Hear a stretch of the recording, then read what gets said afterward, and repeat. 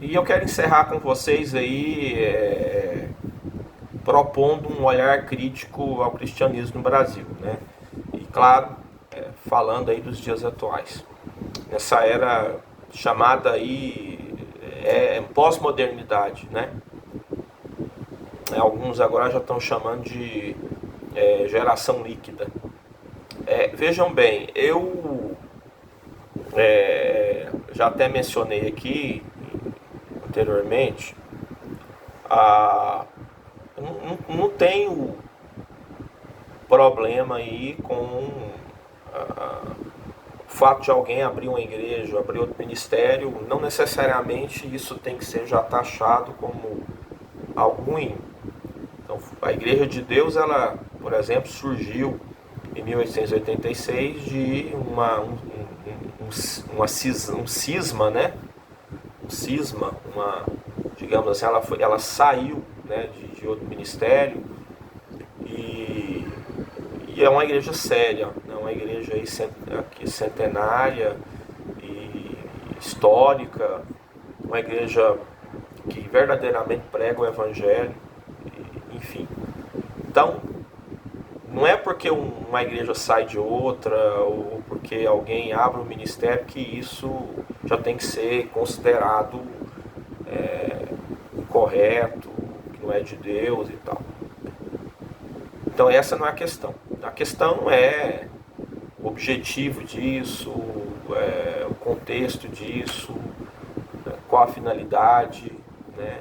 O líder, qual a intenção dele. Infelizmente, muita gente hoje abre ministério pensando só na questão financeira.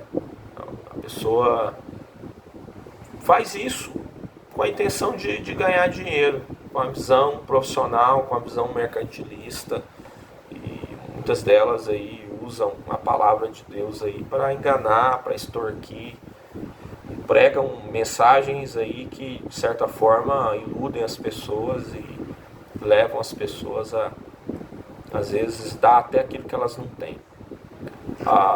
Então o grande problema é esse contexto objetivo. E essas igrejas surgem aí todos os dias, né?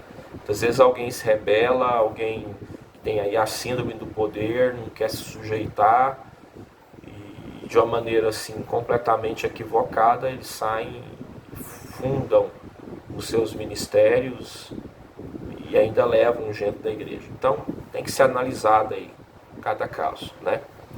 A gente percebe aqui no material de vocês tem aí que as igrejas que são oriundas dos Estados Unidos e foram implantadas aqui, pelo menos grande parte delas mantém aí a sua doutrina, sua visão, né, sua ideologia, sua filosofia de trabalho, a maneira como elas enxergam, interpretam a Bíblia e entendem o papel delas.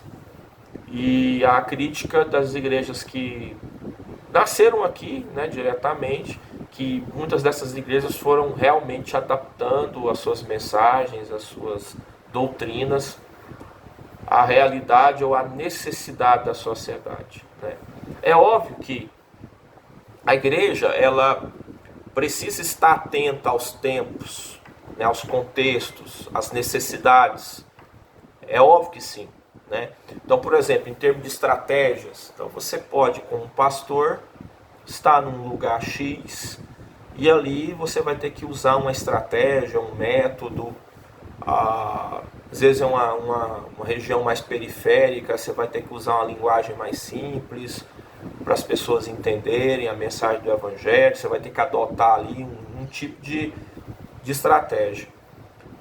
Já em outro lugar, não, ali aquela estratégia X não vai funcionar, você vai ter que adotar uma Y porque é um público diferente, com outro perfil, e aí você vai ter que, dentro de uma visão, dentro de ali uma estratégia local, você desenvolver seu trabalho. Então, é óbvio que nós temos que considerar tudo isso. Por exemplo, a questão da tecnologia hoje, a igreja tem que se adaptar, a igreja tem que fazer uso disso.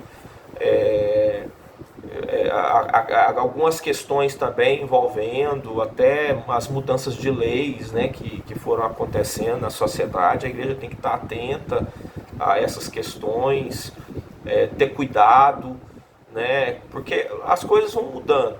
Agora, o que não pode mudar é a essência da nossa mensagem, né, a nossa pregação, o nosso compromisso com o Evangelho, com a cruz. A gente vai adequar estratégias, às vezes vai adequar modelos, vai adequar abordagens, mas nós não podemos adequar a mensagem ao que as pessoas querem ou que nós julgamos que as pessoas necessitam. Muito menos nós não podemos adequar a mensagem aos nossos próprios interesses pessoais. Isso não pode. Jesus não pode fazer isso, né? E infelizmente é o que acontece, né? Igrejas que vão mudando as mensagens, né? Pregadores que há 10 anos atrás pregavam realmente o Evangelho, hoje pregam aí uma teologia da prosperidade descaradamente, porque eles estão aí pensando em outras coisas, né? Em resultado financeiro, em falar aquilo que agrada as pessoas e tal. Então isso é um problema muito sério. E liderança que, por conta disso, acabam adotando também uma permissividade, não tratam as pessoas, não corrigem as pessoas, não querem perder membros, não querem perder dizimistas. Então eles acabam aceitando o profano no meio do sagrado, e não distinguem a diferença entre uma coisa e outra. Então aqui na apostila de vocês está dizendo que nessas igrejas que surgiram aqui no Brasil, né, que são de origem brasileira, então, por exemplo, a Assembleia de Deus, a Igreja de Deus e Amor, elas mantiveram de uma maneira assim mais evidente os seus perfis, as suas doutrinas, mas várias outras foram mudando, foram se adequando, né? E outras já surgiram adequadas, digamos assim, né? Essas igrejas não pentecostais que surgiram aí, sobretudo a partir da década de 70, elas já surgem com essa proposta de atender aí as necessidades das pessoas, as suas próprias necessidades, né? Elas vão vender aí ilusões para que, de certa forma, através aí de alimentar os sonhos das pessoas, elas possam também ter aí o retorno que elas querem. Então, assim, hoje, então a gente tem aí igrejas que nem deveriam ser chamadas de igrejas, né? Mas que entram lá no pacote lá, né? E são consideradas igrejas evangélicas. Não pregam salvação eterna, não pregam contra o pecado. Igrejas que, por exemplo, não falam do céu, só falam da vida aqui e agora, só falam de vencer aqui e agora. Igrejas que pregam a solução dos problemas aqui, a prosperidade aqui, mas que não falam de eternidade, que não falam de arrependimento. Então abordam os problemas cotidianos, mas não abordam o problema principal, o problema eterno do homem, né? E usam a Bíblia para defenderem os seus interesses ou as suas teses. Então interpretam o versículo de maneira equivocada, criam aí doutrinas em cima de versículos de maneira também errônea, para que possam defender aí a sua ideologia. E infelizmente essas pessoas conseguem muitos seguidores, mas muitos. Pessoas que se deixam levar, que são iludidas, estão atrás também, né, desse materialismo, e contribuem para que esses ministérios não só sobrevivam, mas como se coloquem no nosso meio aqui no Brasil como igrejas fortes, muito fortes. Então é complicado. É um antropocentrismo, né? O homem no centro. Deus ali como um gênio da lâmpada que existe só para resolver os problemas das pessoas, para dar o que elas querem. Deus não é Senhor, Deus é servo e o homem é Senhor, né? E aí a gente tem que tomar cuidado, porque antes, então, para uma pessoa ser abordada por uma igreja dessa, ela tinha que ser convidada, frequentar. Não, hoje essas igrejas conseguem entrar nas nossas casas.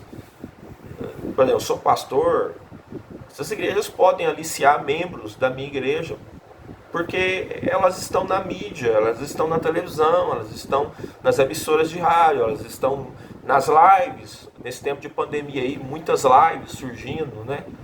E se a gente não tomar cuidado, essas mensagens equivocadas, elas vão entrar nos lares e vão ludibriar até crentes fiéis.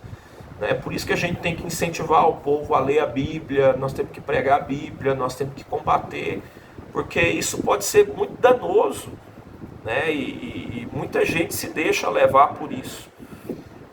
Porque são mensagens aí, digamos assim, cativantes, porque elas vão falar o que as pessoas querem ouvir, elas vão se concentrar na necessidade das pessoas e elas vão prometer mundos e fundos, né?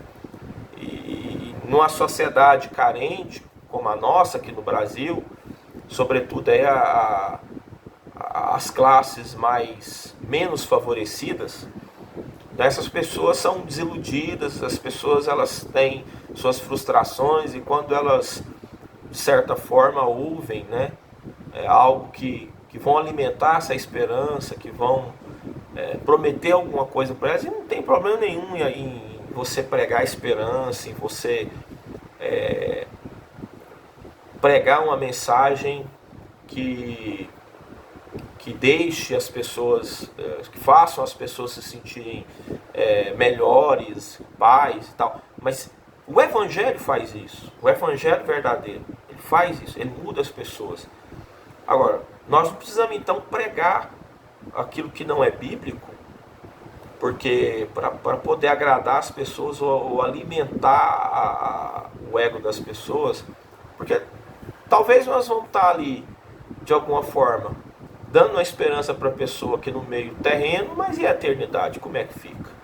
E outra coisa, promete aquilo que não cumpre, e essas pessoas no fundo vão se frustrar. Então, é complicado, queridos irmãos, e é preciso hoje, então, um olhar crítico. Muita gente diz, não podemos julgar, não podemos. Nosso papel é ser profeta. O profeta denuncia o pecado. A gente vê no Novo Testamento, como eu já mencionei, os apóstolos combatendo os falsos mestres. Então, nós não podemos fazer um julgamento equivocado, farisaico, né, baseado aí na aparência, sem nenhum tipo de fundamento. Aí ok. Agora, para poder defender o Evangelho, defender a mensagem, é preciso julgar, avaliar e combater. Não tem jeito, né? A própria palavra exortação, ela é resultado de um julgamento. A gente julga a postura, a gente avalia e aí a gente combate. Então, o julgamento bíblico ele é necessário acontecer, né? Martinho Lutero dizia que a mensagem que alguém prega revela o seu caráter. Então, por mais que a gente não conheça pessoalmente esses líderes, mas nós vamos avaliar o que eles pregam.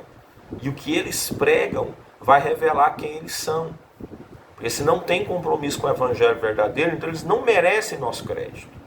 Não importa quantos seguidores eles tenham, se a igreja é grande, se o ministério é próspero em termos terrenos, não importa, tá? Queridos, o